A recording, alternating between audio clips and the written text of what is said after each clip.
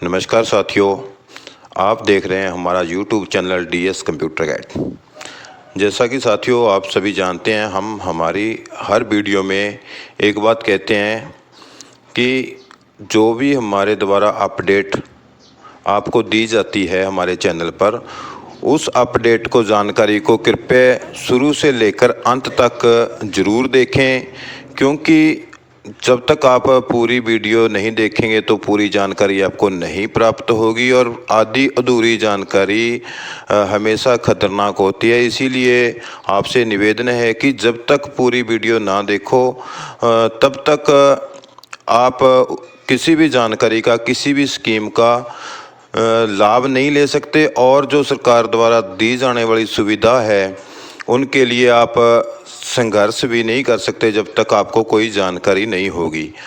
तो हम आपके लिए जो भी सरकार की तरफ से कोई योजना होती है, स्कीम होती है, आदेश होते हैं, उसकी जानकारी लेकर के आते हैं। और आपको अगर उस स्कीम के बारे में जानकारी नहीं है तो आप उस स्कीम का लाभ नहीं उठा सकते, उस स्कीम को लेने के लिए प्रयास नहीं कर सकते, संघर्ष नहीं कर सकते। अगर बिना जानकारी के आप कोई भी स्ट्राइक करते हैं, संघर्ष करते हैं, तो उसका खमियाजा आपको भुगतना भी पड़ सकता है साथियों। इसीलिए पुनः निवेदन की वीडियो को अंत तक देखें। तो चलते हैं साथियों, क्या है आज की न्यूज़। मामला है स्वास्थ्य विभाग का साथियों। सभी साथी ध्यान से सुने। जो स्वास्थ्य विभाग का ये मामला है, तो क्या है, एक तो सैलरी है जो स्वास्थ्य HKRNL कर्मचारियों की बहुत कम है। लगभग जो क्लास 4 कर्मचारी हैं 10 से 12 हज़ार रुपये उनके अकाउंट में महीने के आते हैं। पहले भी बता चुके हैं कि एक मजदूर की भी एक मंथ की अगर आप मजदूरी की बात करें तो 20 से 21-22 हज़ार रुपये तक बन जाते हैं। जबकि विभाग में कार्यरत कच्चे कर्मचारी का शोषण इस हद तक हो रखा है कि उसको 10 से 12 हज़ार रुपये मात्र ही उसके अकाउंट में आते हैं। बाकी लगभग 1700-1800 रुपये EPF के नाम पर जमा होते हैं, कुछ 200-250 रुपये और स्कीमों में डिडक्ट हो जाते हैं। तो साथियों फिर भी लगभग 13,000 के आसपास ही सैलरी मिलती है। जबकि एक मजदूर की जो मंथली हम मजदूरी कहें तो वो 20,000 के आसपास बन जाती है। तो क्या है पूरा मामला साथियों, आपको ले चलते हैं। तो मामले की ओर जाने से पहले साथियों निवेदन कर दूं कि आप जो भी साथी हमारे चैनल पर नए हैं कृपया चैनल को सब्सक्राइब कर लें और बेल आइकन को जरूर दबा दें, ताकि जो भी हमारी नई अपडेट जो भी होती है सरकार की ओर से या कर्मचारियों की ओर से कोई मांग होती है तो नोटिफिकेशन के माध्यम से साथियों आपके फ़ोन पर सबसे पहले और सटीक जानकारी पहुँच पाए। तो साथियों चलिए ले चलते हैं आज की अपडेट की ओर। तो क्या है साथियों अपडेट, यहाँ पर जींद से जो खबर आई है, तो साथियों वहाँ पर deputy civil surgeon doctor Ramesh Panchal ने सिविल अस्पताल उचाना का निरीक्षण किया। तो स्वास्थ्य कर्मचारी नहीं मिले ड्रेस कोड में वेतन काटने की चेतावनी भी दी डाली है। तो ये तो विभाग का जो रूल है उसके अकॉर्डिंग नियमों का पालन करना बहुत ज़रूरी है, बिल्कुल ज़रूरी है। ये इस बात से हम बिल्कुल सहमत हैं साथियों। जो भी विभाग का रूल होता है और उस विभाग में कोई भी कर्मचारी, चाहे वो कॉन्ट्रेक्चुअल हो, चाहे रेगुलर हो, चाहे फिर किसी भी माध्यम से लगा हो, उसको विभागों के जो नियम होते हैं विभाग के, उन रूलों का, नियमों का पालन करना अति आवश्यक होता है। लेकिन साथियों जो ये रूल बनाए गए हैं, हम इनके खिलाफ नहीं बोल रहे, हम सिर्फ एक सुझाव अपना मात्र देना चाहते हैं। जैसा कि वहाँ पे जो सिविल सर्जन महोदय, डिप्टी सिविल सर्जन ने निरीक्षण किया, तो उस दौरान बहुत से कर्मचारी बिना वर्दी में पाए गए और कई कर्मचारी नदारद पाए गए ड्यूटी से। तो वहाँ पे डॉक्टर साहब ने निर्देश दिए कि जो कर्मचारी, चाहे वो रेगुलर हो, चाहे NHM का हो, चाहे HKRN का हो, एक बात यहाँ स्पष्ट आ जाती है साथियों कि ये आदेश सिर्फ HKRN के लिए नहीं बल्कि रेगुलर NHM, कॉन्ट्रेक्चुअल HKRN सभी के लिए है कि जो भी कर्मचारी साथी बिना वर्दी के, बिना ड्रेस कोड के मिला तो उसकी उस दिन की गैर हाजिरी मानी जाएगी और वेतन काट लिया जाएगा। तो साथियों, यहाँ तक तो बात बिल्कुल ठीक है।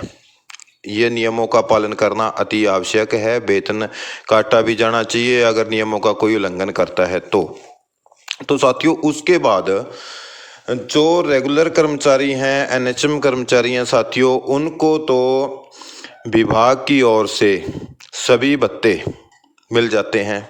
कौन कौन से भत्ते मिलते हैं साथियों, आपको भी पता होगा, इतनी जानकारी होनी भी चाहिए। डेली जो अनाउंस हैं, महंगाई भत्ता भी मिलता है, कहीं पे जाते आते हैं ट्रैवल अलाउंस भी मिलता है, और सभी वर्दी भत्ता, धुलाई भत्ता, और बच्चों की पढ़ाई का भी, जैसे बहुत सारे ऐसे जो लाभ हैं एनएचएम कर्मचारी को या फिर रेगुलर कर्मचारी को मिलते हैं, जो कि उन भत्तों में से वर्दी का या फिर धुलाई भत्ता, उसमें से अपने सारे खर्चे उठा सकते हैं साथियों। लेकिन बहुत ही खेद का विषय है कि जो एचकेआरएन के कर्मचारी हैं, उनको मात्र 10 से 12 हज़ार रुपये जो सैलरी मिलती है, उसमें से 4-5 हज़ार रुपये तो उनका किराया भाड़ा ही खर्च हो जाते हैं पैसे, तो वो अपनी उस सैलरी से वर्दी नहीं खरीद सकते। ये हम विभाग से निवेदन करते हैं, सरकार से निवेदन करते हैं कि इसी को लेकर कर्मचारियों ने डिप्टी सिविल सर्जन को अपनी मांगों का एक ज्ञापन भी सौंपा है साथियों। क्या ज्ञापन है, तो इसके बारे में भी आपको बताते हैं।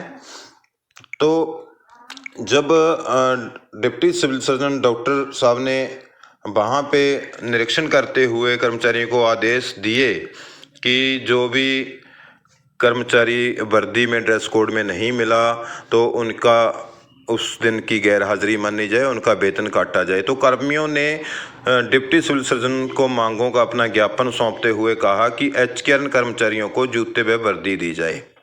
बिल्कुल सही बात है जी, क्योंकि जो कर्मचारी साथी 40 से 50 हज़ार रुपये, 60-70 हज़ार रुपये सैलरी लेते हैं, और उसके अलावा उनको सारे अलाउंस मिलते हैं, भत्ते मिलते हैं, उनमें से वो अपना खर्चा वर्दी का, जूतों का चला सकते हैं। लेकिन एचकेआरएन कर्मचारी के लिए ये एक बहुत मुश्किल काम है कि इतनी कम सैलरी में वर्दी, जूते का जो आदेश है उसको मानना थोड़ा दिक्कत वाली बात है।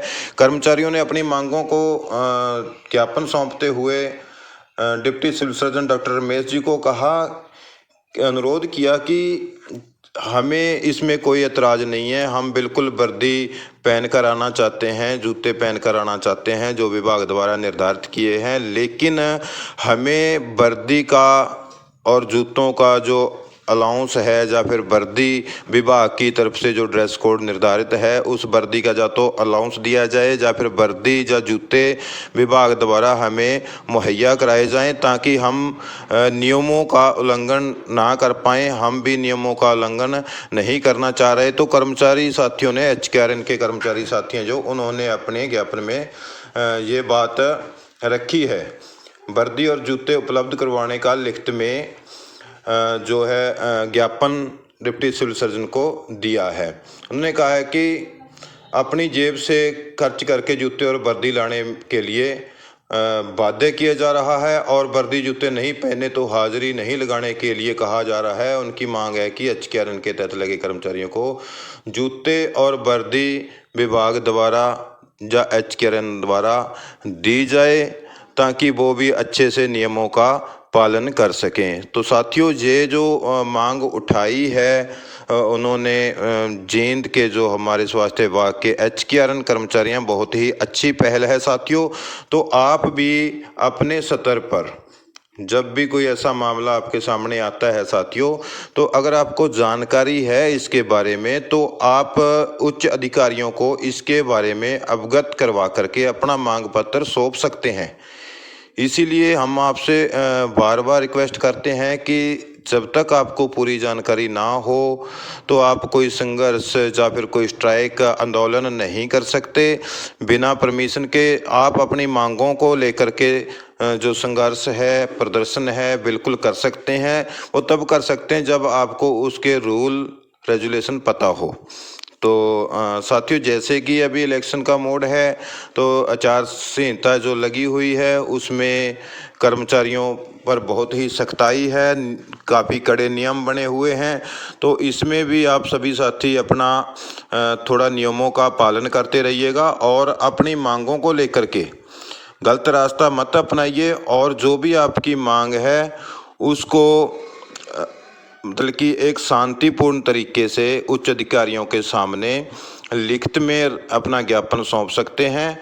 और जो मांग जे अपने स्वास्थ्यकर्मी हैं एचकेआरएन के जींद जिले के हैं, तो उन्होंने बहुत अच्छी पहल की है, जो ज्ञापन सौंपा है वर्दी और जूतों के अलाउंस के लिए।